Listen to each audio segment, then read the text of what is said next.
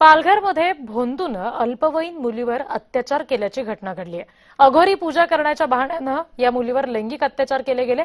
55 वर्षीय भोंदू आरोपीला पोलिसांनी अटक केलेली आहे। राज्यामध्ये महिला अत्याचाराच्या या घटनांमध्ये आता दिवसेंदिवस वाढ होत चालली आहे। अघोरी पूजा करण्याच्या बहाण्यानं 13 वर्षीय अल्पवयीन चिमुकलीवर भोंदूकडून लैंगिक अत्याचार केले गेले।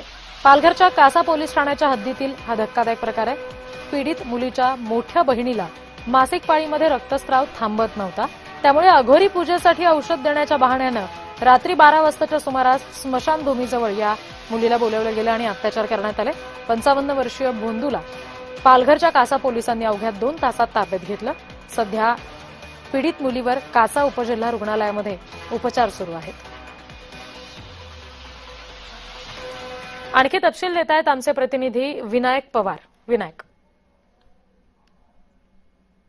काल 4 मे रोजी पालघर जिल्ह्यामध्ये कासा पोलीस स्टेशनच्या हद्दीमध्ये एका 55 वर्षीय नाराधामाने, त्याचं नाव शिवराम सावर आहे, त्याने एका 13 वर्षीय मुलीवरती लैंगिक अत्याचार केलेले आहेत।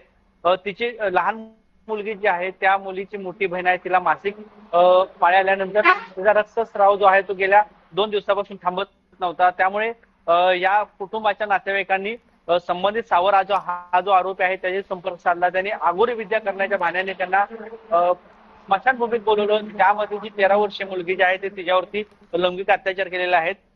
तर सदरची जी मुलगी आहे ती कासा रुग्णालयामध्ये सध्या उपचार घेत आहेत।